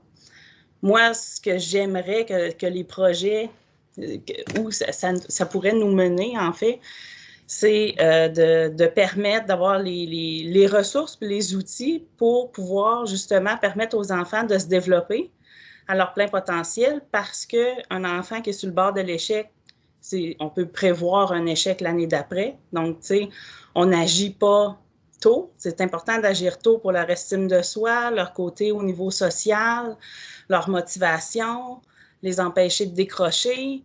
Leur faire comprendre que les difficultés qu'ils ont, ils ont juste besoin d'aide ou c'est correct, qu'ils vivent des difficultés. Donc, c'est ça. J'aimerais beaucoup, moi, que ces projets-là fassent une différence au niveau du terrain, puis qu'on arrête de regarder juste les échecs scolaires comme un point décisionnel d'attribution de ressources. Je suis absolument d'accord. Je pense que ça va, cette vision-là. Je vous dirais qu'en recherche, là, sans trop jargonner encore, il y a une recherche qui est plus descriptive pour décrire des problèmes, qu'il y a une recherche qui est plus interventionnelle pour proposer des solutions. Puis on s'inscrit clairement dans... Des fois, il faut mieux comprendre les problèmes, mais on essaie toujours d'avoir un volet de tester quelque chose, hein, qui est un peu ce qu'on vous a présenté avec les différents projets. Puis ben, après ça, il faut continuer le travail d'accompagnement pour qu'ils soient utilisés, ces outils-là ou ce qu'on propose. Mais je pense que clairement, ça devrait être peut-être une des conclusions d'aujourd'hui, collectivement, de se rappeler puis de travailler ensemble dans cette visée-là. Je vois le temps qui filme, puis je sais qu'il y en a déjà plusieurs qui sont déjà partis. Jade et Elodie, j'aimerais ça quand même qu'on se garde là, les 10 prochaines minutes pour vous. Je vous ai mis dans le chat Labo Grandir, qui est notre site web. Puis Jade et Elodie, on dans le fond, avait informellement, je pense que très à la bonne franquette, encore une fois, préparé une présentation juste pour vous dire on ne peut pas non plus avoir ce type d'échange-là, c'est super, mais on ne peut pas faire ça tous les midis. On s'est dit 2 fois par année, ça devrait être une bonne fréquence. On a d'autres stratégies comme un site web, une page Facebook. Puis on voulait vous en parler brièvement.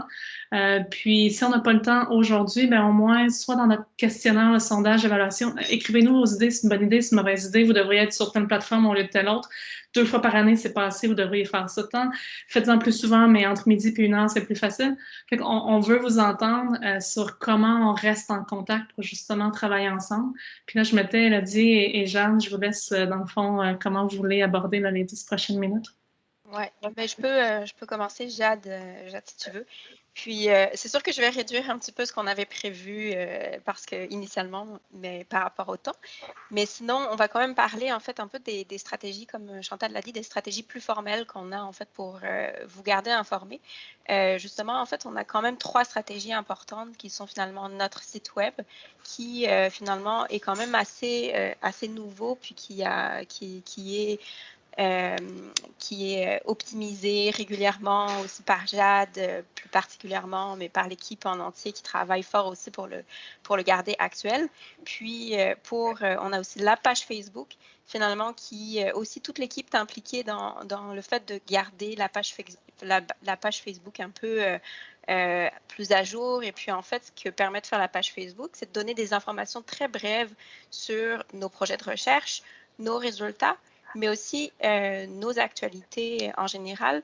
Puis ça permet aussi de faire des liens vers notre site web finalement pour un peu vous guider vers l'information qui pourrait être pertinente pour vous ou intéressante.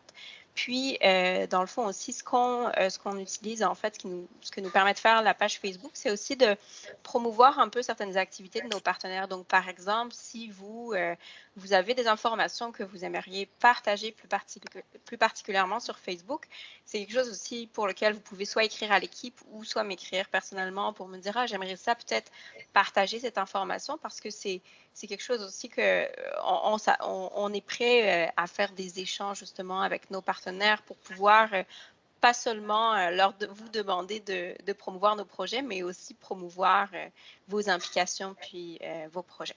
Donc finalement, c'est ça. Puis la 3e et dernière opportunité plus formelle, c'est l'infolettre. Puis notre infolettre, dans le fond, ça va être une infolettre de à peu près 4 infolettes par année, puis on va garder finalement les informations actuelles des projets, des résultats. En majorité, ça va être ça. Puis, je pense que ça fait le tour de mon côté, mais c'est sûr que de manière générale, je vais vous mettre le lien vers le Facebook, puis je vais vous inviter en fait à vous abonner si vous n'êtes pas déjà abonné à notre page Facebook pour rester informé de la suite. Sinon, je vais laisser la parole à Jade pour la suite. C'est parfait. Alors moi, je comptais vous présenter le site web juste pour vous parler un peu de qu'est-ce qu'on a décidé de mettre dessus, qu'est-ce qu'on pourrait ajouter, qu'est-ce qu'on pourrait modifier. Je vais faire ça ultra rapidement. Je pense que je peux partager mon écran. Vous me corrigez si je n'ai pas raison. Alors, nous voici sur le site web de notre labo.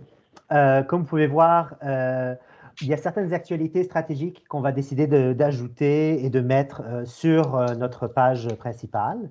La plupart du temps, ces actualités-là auront également été présentées sur la page Facebook. En bas, il y a la place pour s'inscrire à l'infolettre. Cette information se trouve sur chacune des pages.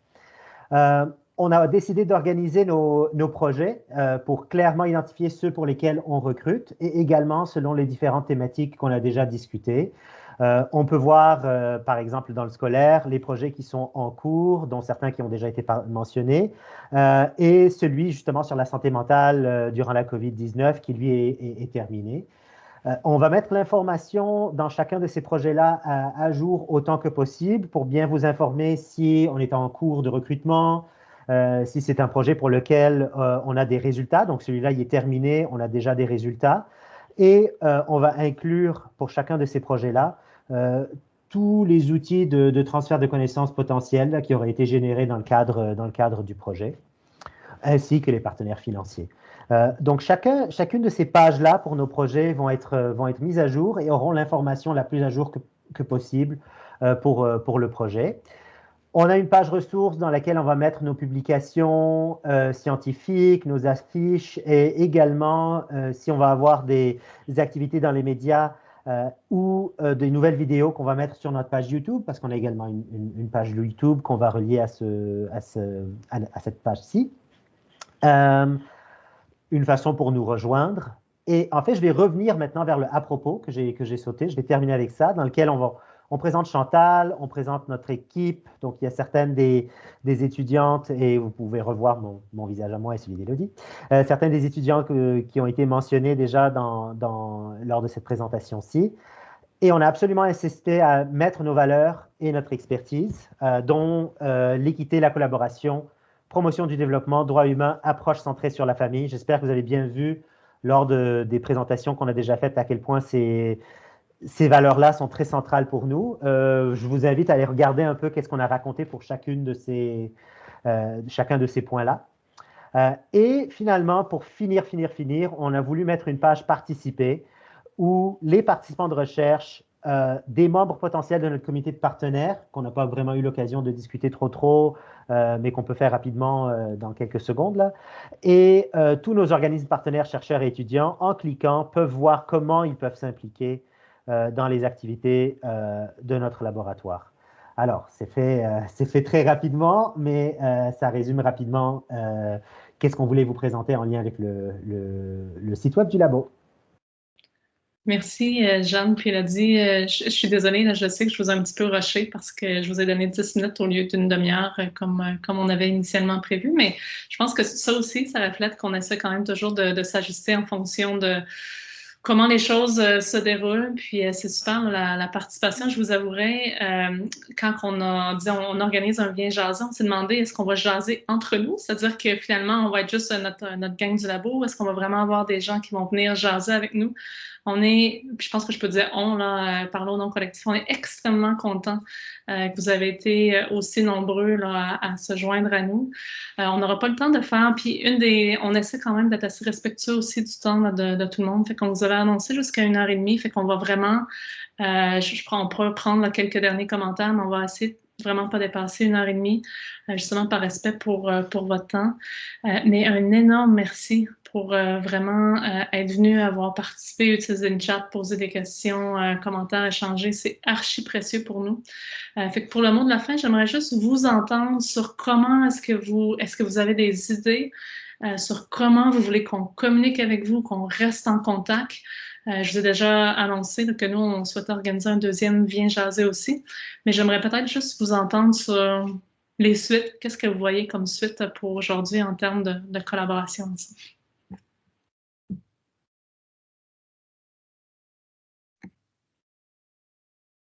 Merci, Catherine. On a vu plusieurs. C'est encourageant aussi. Là. Moi, je suis archi contente, excitée et c'est le fun là, ce qui s'est passé ce midi.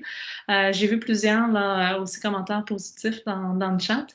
Fait que je ne sais pas si vous avez des idées, on remet ça, on continue d'en faire de temps en temps, on reste en contact.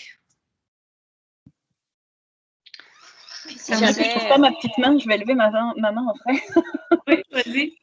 Moi, j'ai trouvé ça super. Je trouve que c'est en plus, vous avez une bonne trentaine de personnes. Ça a vraiment réuni beaucoup de monde.